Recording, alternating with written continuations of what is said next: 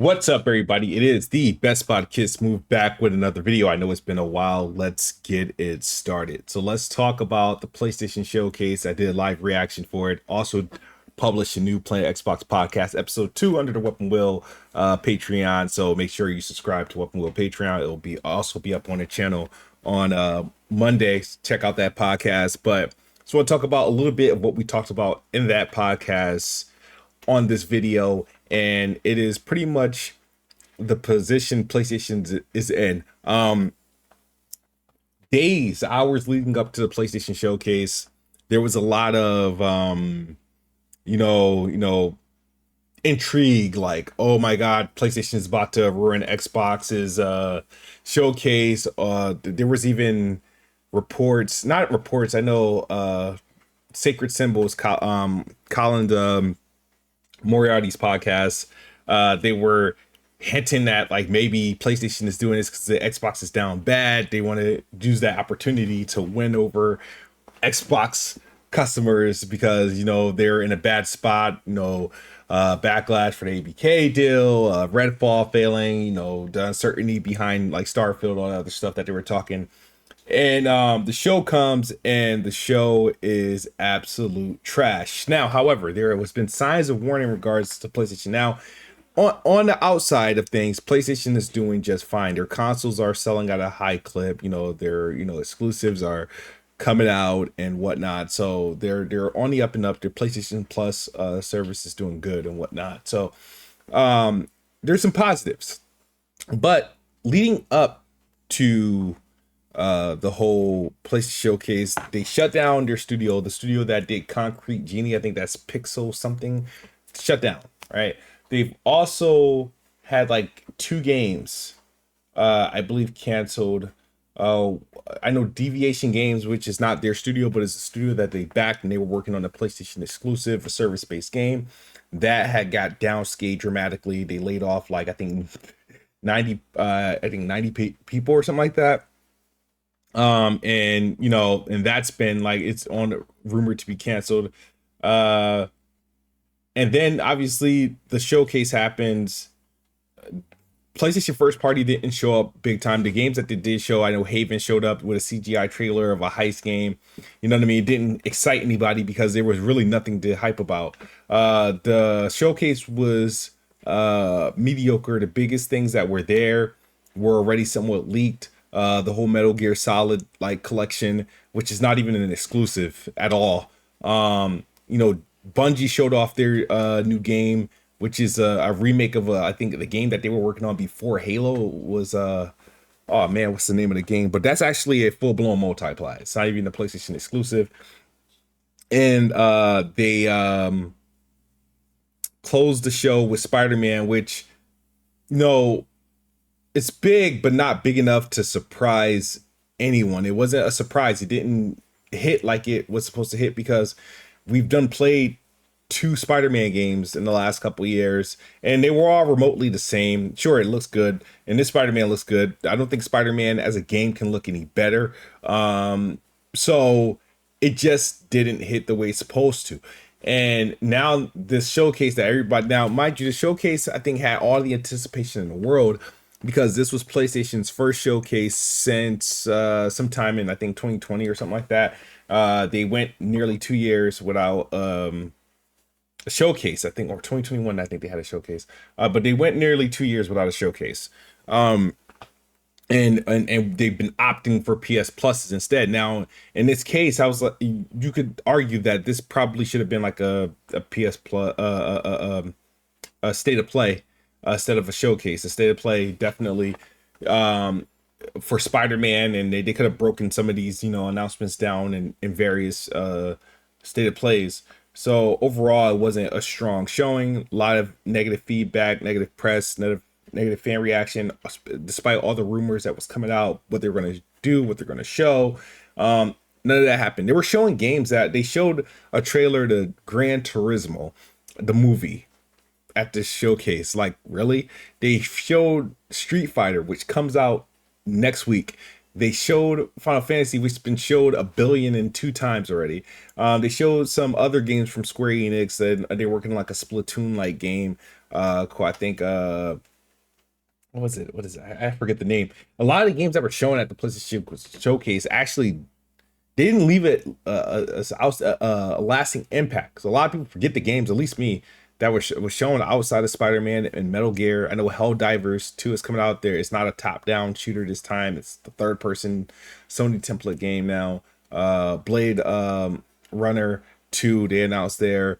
They announced some games, but they weren't like jaw-dropping. They weren't showstoppers. None of these were megatons, right?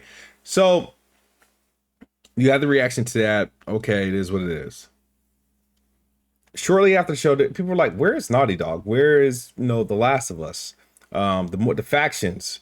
And Jason Schreier report like that game's going through development trouble, and then Naughty Dog came out and confirmed that there is obviously a delay, and then more information came out that Bungie was a consultant on the game, and they pretty much pushed the game back because they can't determine how they would make money from it. They didn't, the game didn't have an addictive factor. So yeah, these factors, and these reports are just coming out simultaneously. And I'm like, damn, if this when Xbox was getting these news, remember when the Fable, when like I think it was a report of they don't know how to I guess make RPG games or some shit like that, and they were like, oh my god, Fable's going through development hell.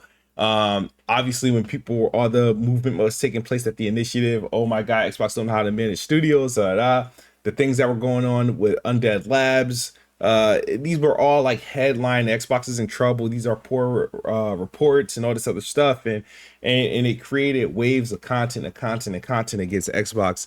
And this is all happening in the PlayStation, and it's like, wow, this is bad timing. I already think that PlayStation's showcase gave Xbox all the momentum. I don't think Xbox has to do much of anything to win, even though they will. I think they're going to have a really good showcase. They're going to show a lot of good games. And I think everything they show from first party will be better than anything PlayStation showed from first party. And everything from third party will be better or more impactful than anything Sony showed from third party. So overall, and we will have actual surprises, and overall, which is going to lead to Xbox having a much better show than PlayStation. And people forget that Starfield is having a standalone showcase after the Xbox showcase. Forza is having a standalone showcase after the showcase. I think 2 days later in a Forza Monthly. So there's going to be a lot of press coming out with a lot of these games marketed through Xbox, and like, we still got the surprises. Then you get like headlines like this: rumor Sony was holding back with PlayStation Showcase, which came out almost immediately. Like they were holding back. Why? If you didn't do a showcase in 2 years, how do you have anything to hold back? What are you holding? If you guys, I'm gonna be real with you guys. PlayStation has already successfully gotten the CMA to block the Xbox deal. I understand they blocked it based off cloud, but they didn't block it based off cloud. They were really trying to block it based off Sony. They couldn't because they got exposed with their numbers and it didn't make sense. So they literally applied the SLC notes that they have for console to cloud and just said blocked. That's that. So pretty much PlayStation, they got CMA to block the deal. So and now Xbox is in this long legal battle to get this ABK deal pushed through. So you did what you were supposed to do there. So my thing is, why hold back?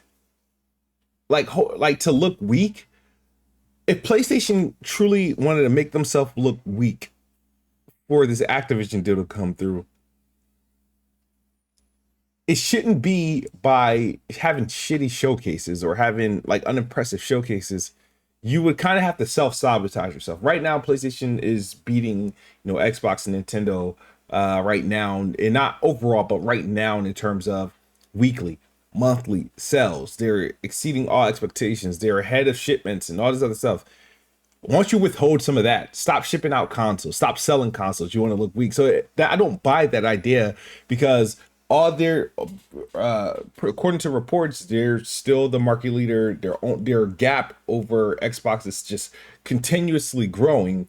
So looking weak is going to make having a crappy showcase is going to make the regular say, you know what, PlayStation, this deal shouldn't go through, but not how much they're selling, how much influence they have internationally over several markets. I think this rumor is fraudulent. It's an excuse for these fake insiders that told people that they were going to see a lot more than what they actually got. Doesn't make sense for PlayStation to hold anything back. The true reality is that PlayStation has nothing really for this year outside of Spider-Man, and Spider-Man has to come out this year to do it. Yeah, VR. The problem with VR is like, sure, it becomes, they fill the year with content, but it's content that's not consumed by the mass majority. I mean, PlayStation VR 2 isn't selling like hotcakes. It's selling, but it's not selling millions. I think the thing is sold, I want to say, just under 500,000 so far since its release in February. So, and the games, and every game that essentially releases for is an essential flop. So those they're not making a dent anywhere. And Spider-Man, it's really Spider-Man and Final Fantasy, which is from Square Enix, that has to carry PlayStation this year. And based off the showcase that we had, we're not getting much more of anything. So yes, even though Xbox had a poor release of Redfall, they're still in better position in terms of content than PlayStation is this year. Xbox will still have a better year than PlayStation this year. They opened the year strong. Sure, they fumbled with a Redfall. I think Starfield is going to be great. I think Forza is going to be great.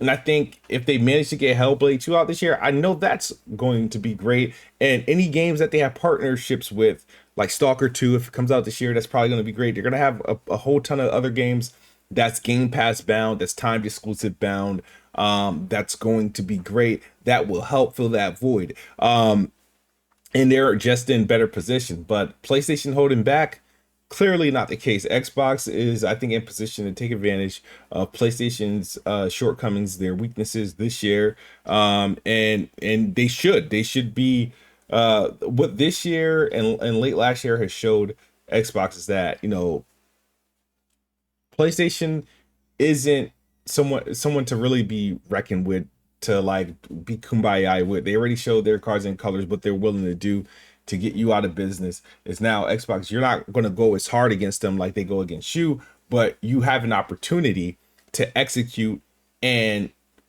pretty much pile on their shortcomings. And I think Xbox will in a few short weeks. Let me know your thoughts in the comment section below. Hit the like button, hit the comment button. Talk to you guys on the next video. As always, Xbox is the best box. I am the best bot. Good night or good morning if you're on the other side of the globe. I'm out of here. Peace.